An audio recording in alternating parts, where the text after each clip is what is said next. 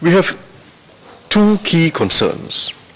First, income inequality and the risk that it poses to social cohesion. We have to take further steps to ameliorate inequality and give every Singaporean a chance, a real chance, to do well and have a fulfilling life. We have a special challenge in inequality, a special challenge that stems from the fact that our education system and economy have been completely transformed over the last 40 years.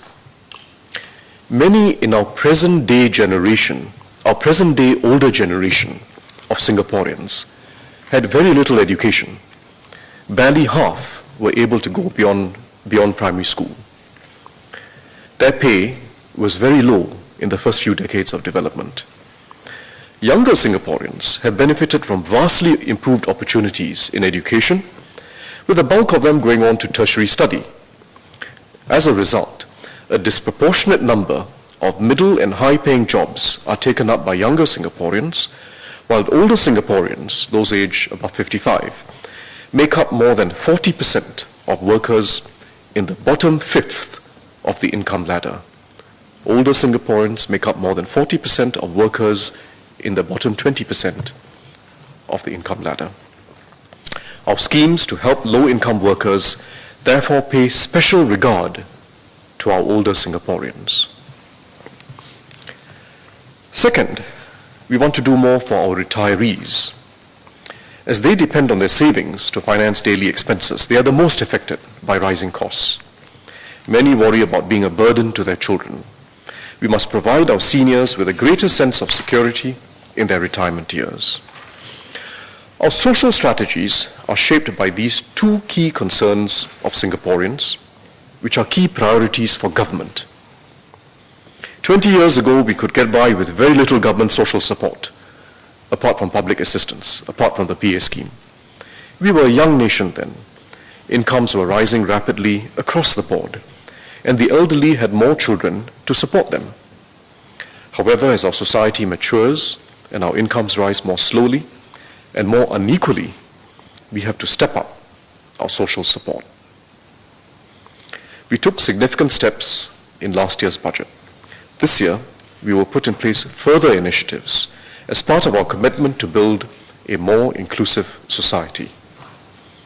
There are four pillars to our strategy. First, we must do all we can to promote social mobility. It is still an important feature of our education system today, still an important result of our education system today. However, as all societies have found, social mobility becomes increasingly difficult to sustain beyond the first few generations who benefit from a good education system. To make a difference, we must start earlier in a child's life, from the preschool level. We must find new and innovative ways to support children with disadvantages as they grow up in our primary schools and beyond. Start early in preschool, find new ways to intervene and help them, and also continue the interventions as they grow up through our primary schools and beyond. Second, the second pillar of our social strategies. We must continue to provide good job opportunities and grow incomes for all Singaporeans. This is fundamental to achieving a stable and cohesive society, here and everywhere else in the world. Indeed, better jobs and higher incomes are still the foremost concerns of Singaporeans. This is why the restructuring of our economy so that we can grow incomes and give Singaporeans a sense of fulfillment in their jobs is an essential part of our strategy for a better society. Third, we need to redistribute. We need to redistribute to benefit our lower and middle income groups. We must maintain a progressive system of taxes and benefits and preserve a sense of fairness, even as we ensure that our economy remains competitive. Everyone contributes something to Singapore, but the bulk of our taxes is paid by the high income group and most of the benefits received by the lower income group. And everyone must feel they belong to a thriving and cohesive society. In this budget, we will add to the progressivity of our system, including enhancing workfare significantly to help older workers. We are also reinforcing our social safety nets. We are charting new directions to ensure healthcare remains affordable for older Singaporeans. We are also improving on the way we deliver social services to bring support closer to the home and to better meet the needs of individual families. We will provide some support in this budget to cushion the impact of rising costs on Singaporeans, especially our older folk. The fourth pillar, and a critical one for a vibrant society, is the role of the community. The government will provide strong support for community initiatives by partnering with community bodies and groups of citizens to improve the lives of Singaporeans. There's already a growing number of such bright spots of goodness, like the collaboration between Lian Foundation and Care Corner launched just a few days ago to help underprivileged preschoolers, or the house-to-house health screening and counseling program that was launched in 2007 by a small group of medical students led by Tan Chong Kiat. He was then a second-year student. And it has now grown to 400 students doing house-to-house visits in Jurong, Macpherson, and Bukit Merah, doing health screening, doing the tests, and providing counseling, and trying to follow up with the older residents.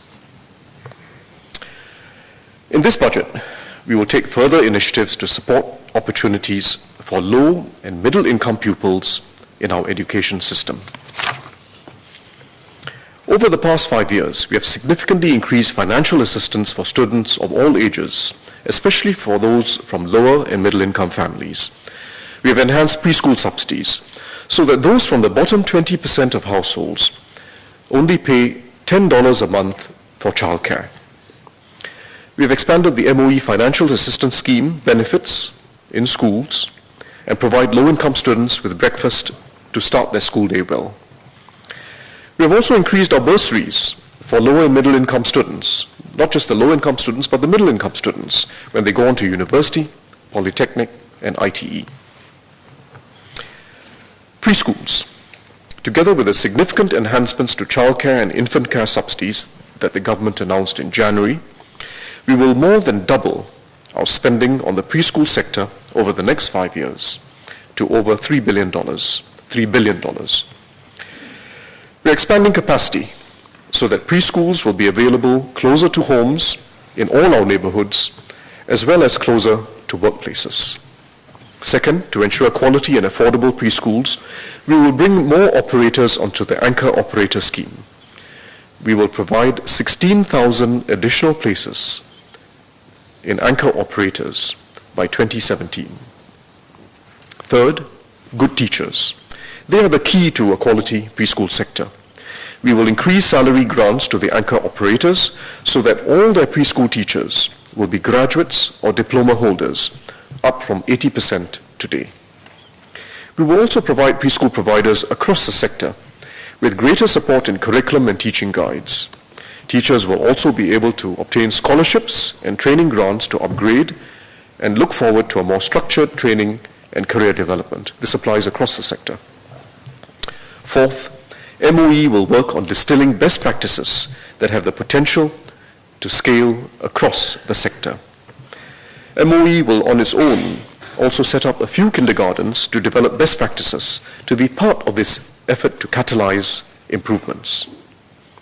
And fifth, our fifth initiative as part of developing the preschool sector is to establish a new autonomous agency, the Early Childhood Development Agency, to drive improvements across the entire preschool sector.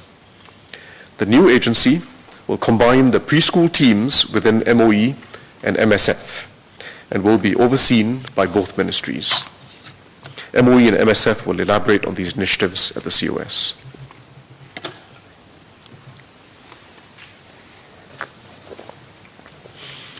Our next set of initiatives for social mobility is at the school level. They will help students with a disadvantage to catch up and better build a foundation to do well later in life. First, we will extend the Learning Support Program, which is currently for Primary 1 and 2. It is resource intensive because the classes are conducted in small groups of less than 10 students. But it is effective. Our experience has shown that early intervention helps, but also that continuous intervention is necessary to reinforce what has been achieved. We will therefore extend the learning support beyond the early primary school years. The programs will require about 600 additional teachers who will be specially trained. Second initiative at the school level, we will significantly expand the number of school-based student care centers, this is after school care, to take advantage of the move to single-session primary schools. These centers can play a useful role in providing additional development support to students outside school hours. The widespread provision of after-school care, together with enhanced subsidies that we introduced last year, will also be helpful to working parents. Third, MOE will develop richer instructional materials to enhance teaching and learning in every school. One important initiative is to develop online resources that include the best lessons, especially on difficult concepts, taught by experienced teachers and specialists. This is a new way in which we can support our goal of enabling every school to be a good school with equal access to the best teaching resources. All in, these 3 school-level initiatives will cost an additional $120 million each year. In addition, we will put another $72 million into the Opportunity Fund. Schools with a larger number of students from less advantaged backgrounds will receive up to $275,000 for secondary school and $150,000 for a primary school. This is 40% up from today's Opportunity Funds. We will also be extending the Opportunity Fund to the polytechnics for the first time. We already have it for schools and ITEs, and we will now extend it to the polytechnics. In total, this is expected to benefit about 100,000 students.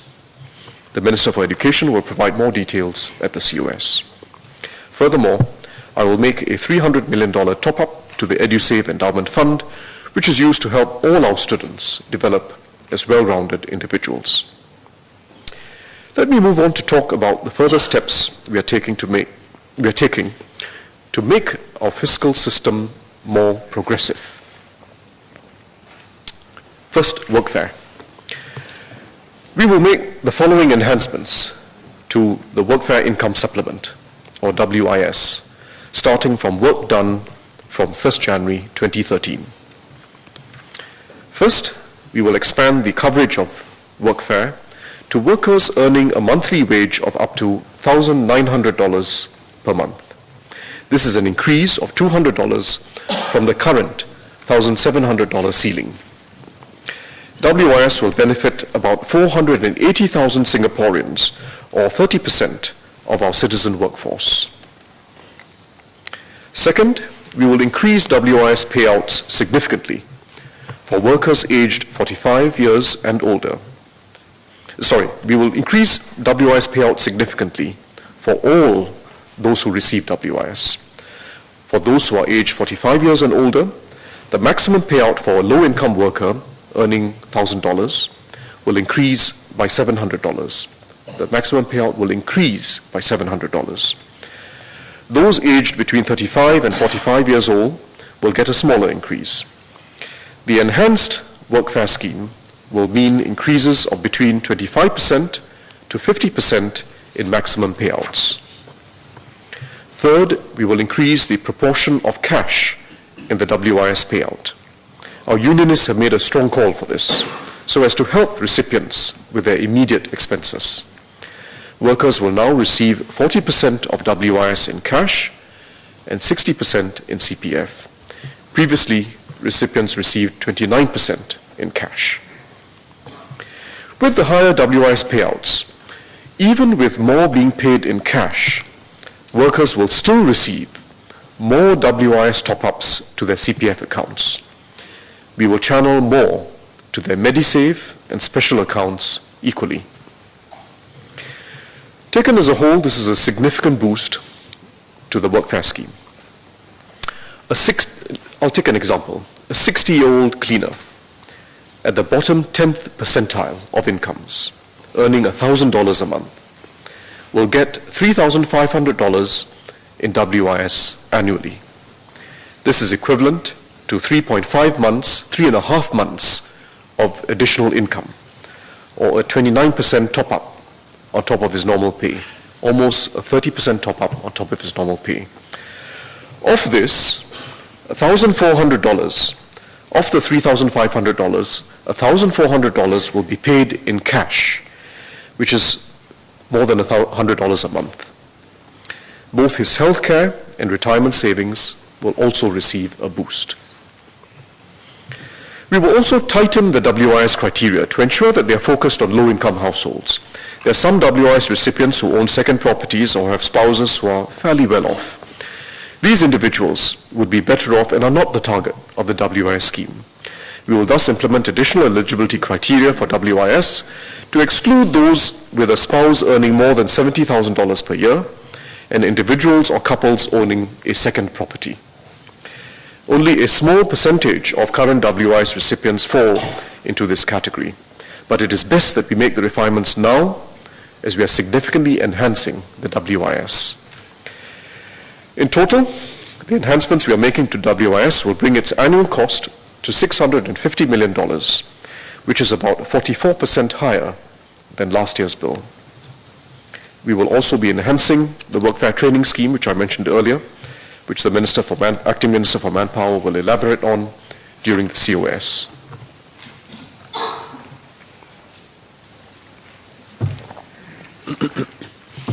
With increase in WIS payouts, we will also be able to raise employer and employee CPF contribution rates for low-wage workers without a reduction in take-home pay for most of them.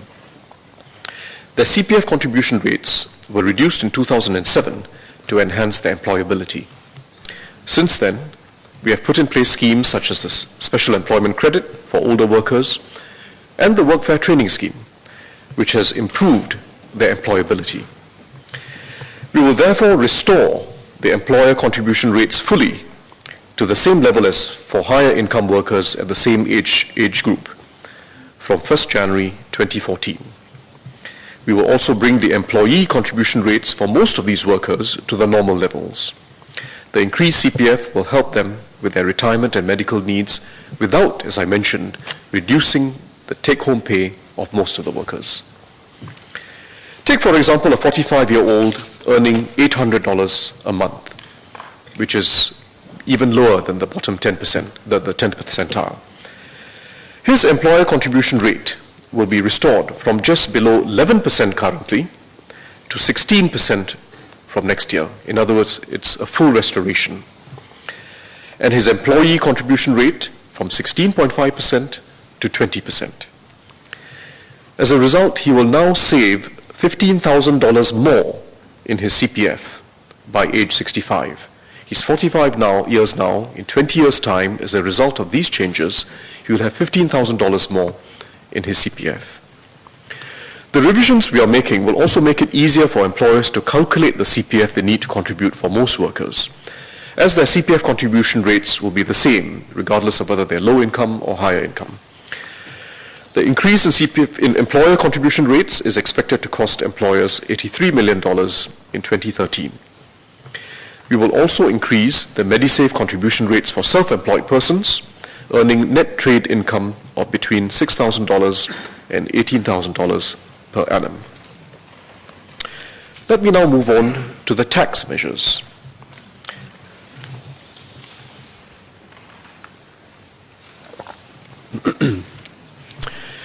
When we eliminated estate duties, I highlighted that we would retain property tax as a means of taxing wealth.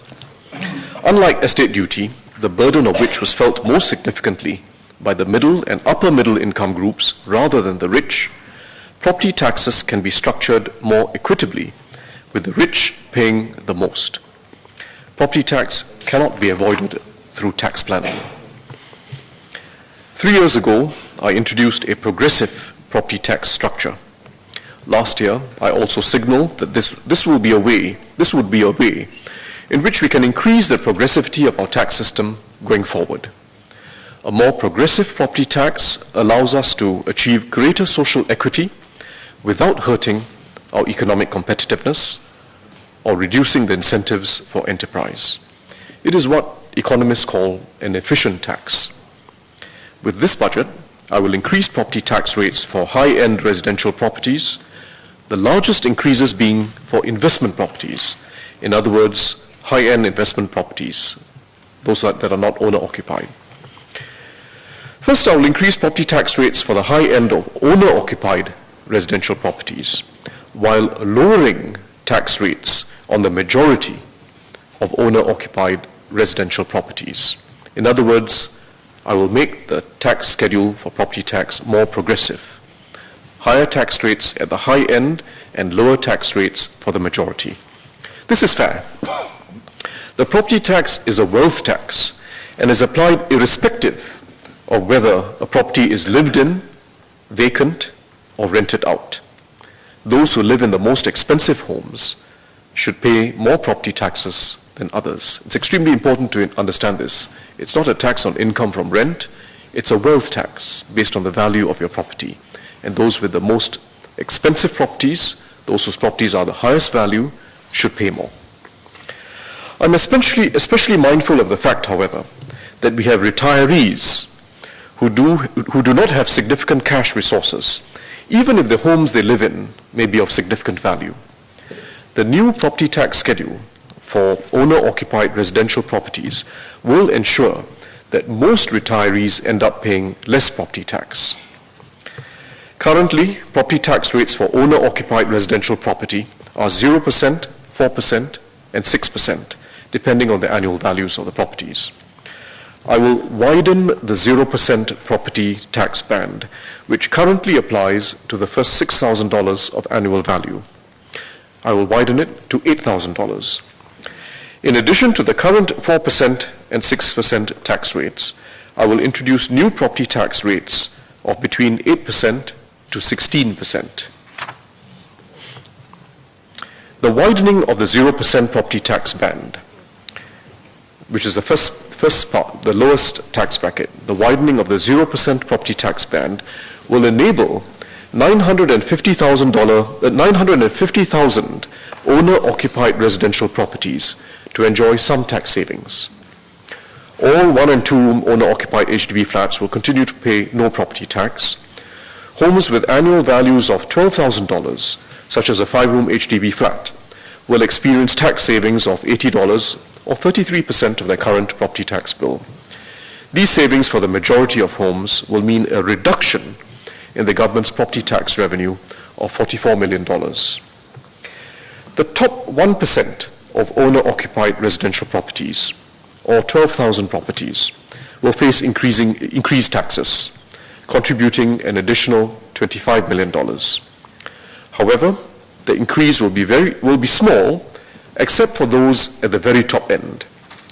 A landed property in the central area with an annual value of $150,000, which is top end, will see an increase in property tax of $5,000, a little over $5,000 per year. In other words, they would have previously paid about $7,400, and they will now pay about $12,600. The result of this more progressive property tax for owner-occupied residential properties is a net revenue loss to government of about $19 million once fully implemented. However, I will apply more significant increases to tax rates for high-end investment properties. Currently, for residential properties that are not owner-occupied, the property tax rate is a flat 10%. I will introduce new marginal tax rates of 12% to 20% for these investment properties. What this will mean, in effect, is an increase in property taxes paid for non-owner occupied residential properties with annual values above $30,000. These residential properties belong to the top 1/3 of all non-owner occupied residential properties, or the top half of such private residential properties. So this is the top third of the investment property market, that will have to end up paying somewhat more taxes. The increase will only be significant for investment properties at the high end. Most suburban condominiums will only see a very small increase in property tax of about $100 to $300 per year, a tiny fraction of the rental income. Residential properties with annual values of about $70,000, such as many condominiums in the central area, will face a $1,500 tax increase. A high-end property, such as a landed property in the central area with annual value of $150,000, will see an increase in property tax of $9,000 per year. In other words, they were previously paying $15,000 and they will now pay $24,000 per year.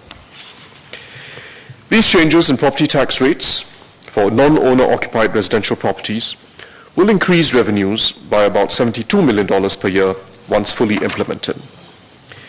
The revised progressive property tax structure is fair. It will be phased in over 2 years from 1st January 2014. The revised rates will take full effect from 1st January 2015. Property tax rates for non-residential properties remain unchanged at a flat 10%. Property tax is a tax on property ownership, as I mentioned earlier, and should be levied irrespective of whether the property is vacant or occupied. For consistency and equity in tax treatment, I will remove the current concession which provides tax refunds on vacant properties. This is fair, especially as we are now introducing a new and more progressive property tax schedule on residential properties. The changes will take effect from 1st January 2014, and the details are in the annex. I shall now move on to the vehicle tax system. Today, all cars incur the same ARF, additional registration fee, at 100% of their open market value.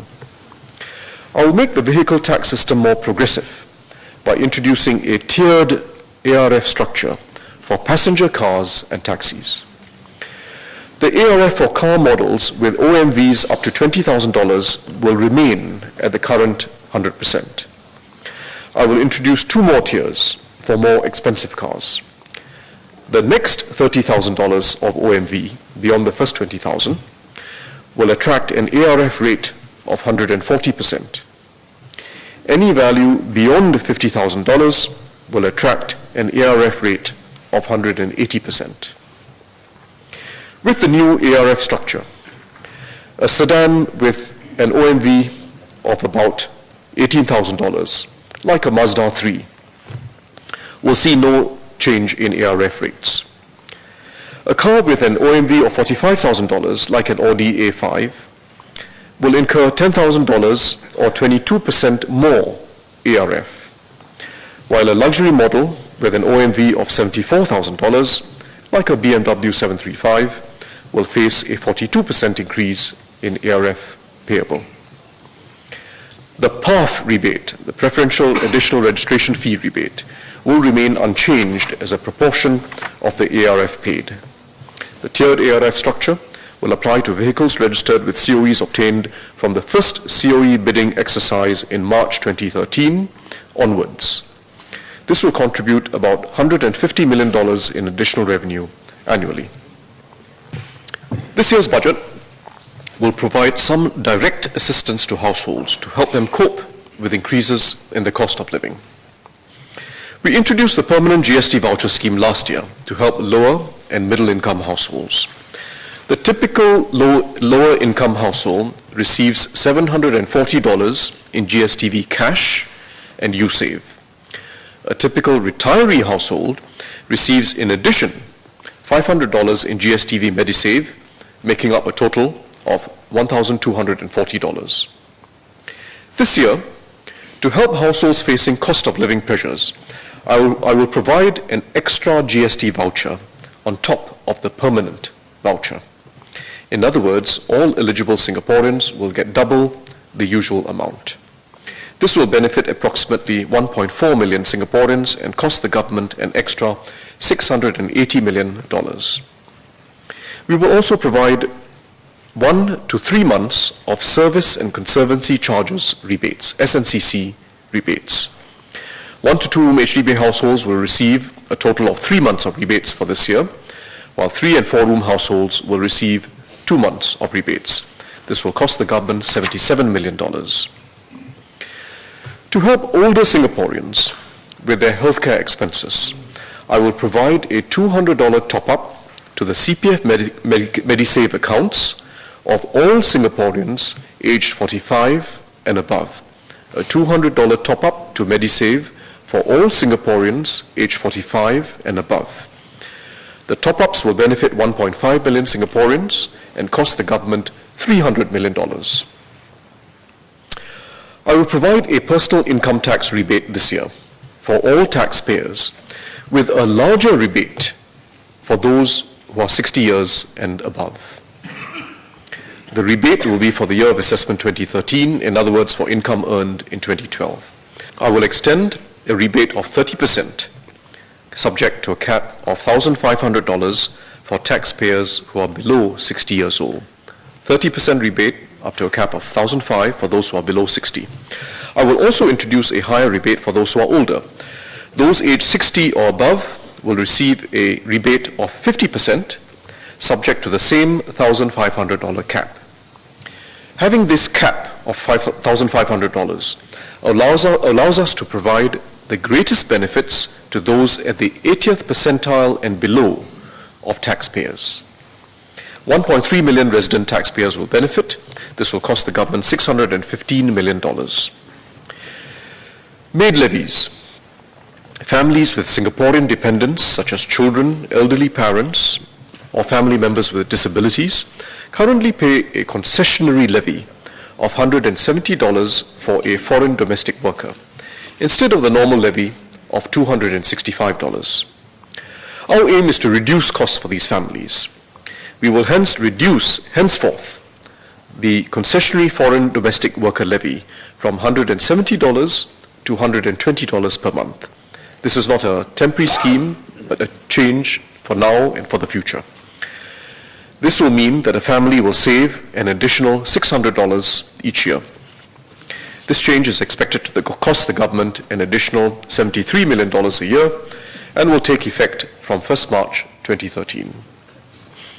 When we established the permanent GST voucher scheme last year, we set aside $3.6 billion to finance the scheme until fiscal year 2016. To underscore our commitment to help offset what our lower income Singaporeans pay in GST, I will top up the GST voucher fund by another $3 billion. This will ensure sufficient funds for the government to make the yearly GST voucher payouts up to fiscal year 2020. The direct assistance measures that I've just announced will provide significant assistance to Singaporeans with the cost of living. Let me give you an example. First, our elderly. They will receive the most help. A typical retiree couple living in a 3-room flat will receive a total of $1,800 in special transfers and tax savings. Including the permanent GSTV, they will receive more than $3,000 in benefits. Of this $3,000, $1,400 will go into their Medisave. A typical middle-income family living in, say, a 4-room flat will also benefit from about $530 in special transfers and about $730 in tax savings from the personal income tax rebate, as well as changes to the property tax schedule and the foreign domestic worker concessionary levy. Including the permanent GSTV, they will get a total of about $1,500. So that's for a middle-income family.